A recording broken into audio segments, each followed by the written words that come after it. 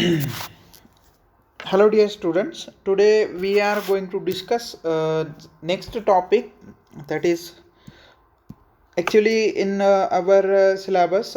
Topics are given in dispersed form. RNA structure and types. पहले तो दिया हुआ है RNA का स्ट्रक्चर पढ़ो, RNA स्ट्रक्चर, और उसके बाद कहते हैं कि RNA के टाइप्स पढ़ो. तो एक्चुअली ये साइमल्टेनियस पढ़ाई करने का यूनिट है. आरएनए स्ट्रक्चर एंड इसके टाइप्स हम साइमल्टेनियसली देखेंगे. इसके लिए कोई अलग अलग पढ़ाई करने की ज़रूरत नहीं है. चलो ठीक है, तो देखते हैं हम लोग RNA structure and types. RNA के स्ट्रक्चर, उसके टाइप्स सिंपल है एक्चुअली. ये यूनिट आपको इतना भी डेप्थ में जाने की ज़रूरत नहीं है. आरएनए स्ट्रक्चर पता है हम लोगों को, 12th स्टैंडर्ड का टॉपिक है actually. RNA, mRNA, rRNA, tRNA पता है हम लोगों को. टाइप्स क्या है? 3 मेजर टाइप्स हैं. पहले पढ़ते हैं हम लोग mRNA. तो पहला टाइप है mRNA और उसी को कहते हैं मैसेंजर आरएनए. तो जिसके पास मैसेज होगा. So this is so named sorry. So this is so named because it is the type of RNA which carries information for protein synthesis. तो इसके पास क्या है? तो इसके पास है इंफॉर्मेशन फॉर प्रोटीन सिंथेसिस. जो कुछ भी प्रोटीन बनाना है आगे जाके, उसका इंफॉर्मेशन इसके पास है. सपोज एक प्रोटीन बनाना है तो उसका इंफॉर्मेशन होगा उसके आरएनए के पास. सो ये इंफॉर्मेशन कहाँ से लाता है ये mRNA? तो ये लाता है डीएनए के पास से. जो कुछ भी जीन्स होंगे in the form of DNA, nucleus में होते हैं, पता है हम लोगों को. तो वहाँ से लाएगा आरएनए इसका ये जो इंफॉर्मेशन है to the sites of protein formation. तो क्या कह रहे हैं कि ये जो आरएनए है ये कैरी करता है इंफॉर्मेशन को और देता किसको है? जो प्रोटीन फॉर्मेशन का साइट है. प्रोटीन कौन तैयार करता है? तो प्रोटीन तैयार करते हैं राइबोसोम्स. तो राइबोसोम को ये इंफॉर्मेशन देता है कि आइए साहब ये प्रोटीन तैयार कीजिए. चलो ठीक है, ये तो बात समझ में आई. So this is so named because it is the type of RNA which carries information for protein synthesis from DNA to the site of protein formation, that is the ribosomes. चलो ठीक है, ये तो बेसिक पढ़ लिया mRNA के बारे में. So only about 5% of the total cellular content of RNA is mRNA. Cell में जितना भी टोटल आरएनए होगा उसमें से सिर्फ 5% mRNA होता है. सिर्फ 5%. ज़्यादा कौन सा होता है वो आगे देखेंगे. Its strands exhibit considerable differences in the length with molecular masses of about 5 lakh to 4 million Dalton. 5 lakh से 4 मिलियन डाल्टन तक इसका मोलिकुलर मास हो सकता है. It's sedimentation coefficient 8 Svedberg unit. 8 लिखते हैं, इसका मतलब होता है 8 स्वेटबर्ग यूनिट. आपने पढ़ा होगा वो राइबोसोम 70s 80s राइबोसोम होते हैं, वैसा ये 8 है. इसका सेडिमेंटेशन कोएफिशिएंट या फिर सेडिमेंटेशन का रेट कितना हो सकता है ये दिया हुआ है.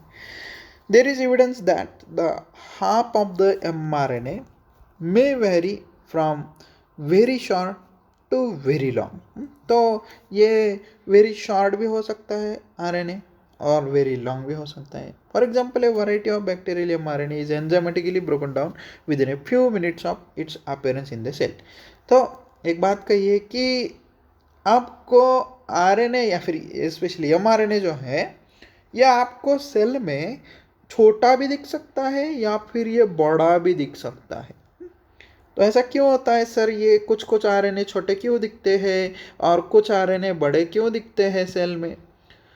तो एक एग्जांपल दिया हुआ है आप लोगों को कि बैक्टीरियल सेल लो टिपिकल.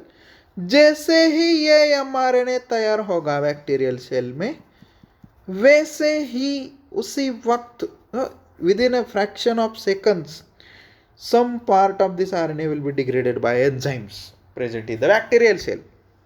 बैक्टीरियल सेल में जो कुछ भी एंजाइम्स होंगे वो इस mRNA को डिग्रेड कर देते हैं। तो इसकी वजह से आप लोगों को आरएनए, कुछ कुछ आरएनए छोटे साइज में भी दिखते हैं और कुछ आरएनए बड़े साइज में भी दिखते हैं। mRNA और messenger RNA is always single stranded. तो ये ध्यान में रखना हमेशा, mRNA हमेशा सिंगल स्ट्रैंड में होगा। It contains mostly the basis adenine, guanine, cytosine and uracil. ये तो पता है हम लोगों को, adenine, guanine, cytosine, uracil. RNA में ये 4 बेसिस होते हैं, थायमिन नहीं होता है। The sequence of bases in mRNA molecule is complementary to the bases that constitute the genetic code. तो जेनेटिक कोड डीएनए के ऊपर होता है। डीएनए के ऊपर जो बेसिस होंगे उसके लगभग विरुद्ध बेसिस, यानी कि डीएनए के ऊपर अगर एडेनिन होगा तो आरएनए के ऊपर आएगा यूरेसिल। डीएनए के ऊपर अगर ग्वानिन होगा तो आरएनए के ऊपर आएगा साइटोसिन। तो ये आरएनए के बेसिस हो सकते हैं। तो ये कॉम्प्लीमेंटेशन है, कॉम्प्लीमेंटरी बेसिस है।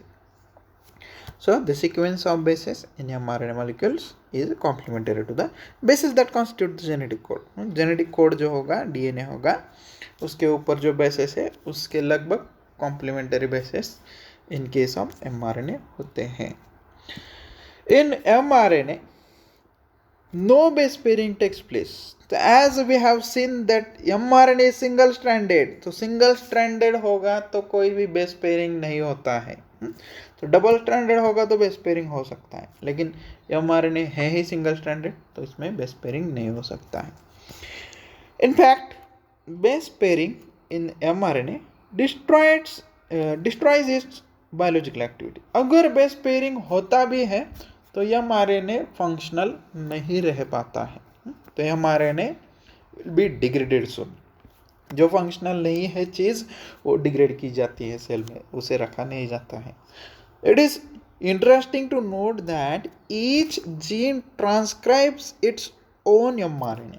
तो हर एक जीन जो होगा, हर एक टाइप का डीएनए जो होगा उससे mRNA बनता है। तो अगर कोई प्रोटीन तैयार करना है तो उसका जीन होता है पहले, तो उस जीन से उस तरीके का mRNA बनता है। सो हर एक जो डीएनए होगा which is undergoing transcription के बाद mRNA बनेगा। Thus there are approximately as many types of mRNA molecules as are genes। इसका मतलब क्या है कि जितने भी जीन्स होंगे फंक्शनल उतने mRNA बनेंगे। जितना डीएनए फंक्शनल उतना डीएनए का ट्रांसक्रिप्शन होगा और उतने mRNA बनेंगे। So thus there is approximately as many types of mRNA molecules as genes. These may be 1,000 to 10,000 and different species of mRNA in cell. mRNA बहुत सारे टाइप के हो सकते हैं। These mRNA types differ only in the sequence of their bases and in their length. तो इसमें फ़र्क क्या है? सिर्फ बेस का फ़र्क है। जो नाइट्रोजन बेसिस होंगे इसमें न्यूक्लियोटाइड जो होंगे उनका फ़र्क है और उनके सीक्वेंस का फ़र्क है, और लेंथ का भी फ़र्क हो सकता है। कुछ mRNA कम लेंथ के हो सकते हैं, कुछ mRNA ज़्यादा लेंथ के हो सकते हैं। mRNA that is transcribed on DNA strand. तो mRNA तैयार कैसे होता है? तो डीएनए के ऊपर तैयार होता है। mRNA ही क्या, कौन सा भी आरएनए दुनिया में ले लो, ये डीएनए के ऊपर तैयार होता है, ध्यान में रखना, डीएनए से तैयार होता है। So mRNA is transcribed on a DNA strand through enzymatic action of RNA polymerase। RNA polymerase नाम का एंजाइम है, ये आगे पढ़ेंगे हम ट्रांसक्रिप्शन की यूनिट में। So RNA polymerase नाम का एंजाइम है, ये तैयार करेगा आपका mRNA। Synthesis begins at 5 end and proceeds to the 3 prime end। चलो ठीक है, 5 प्राइम से 3 प्राइम सिंथेसिस होता है। तो अब बात आती है स्ट्रक्चर की। सो स्ट्रक्चर कोई एज सच नहीं होगा, आप लोग ये ड्रॉ कर सकते हो स्ट्रक्चर ऐसा सिंपली। तो ये स्ट्रक्चर है, यहाँ पे 5 प्राइम दिखाओ, यहाँ पे 3 प्राइम दिखाओ, स्ट्रेट लाइन निकालो, और यहाँ पे बेसिस है, तो ऐसा ट्रिपलेट कोडॉन्स दिखाइए।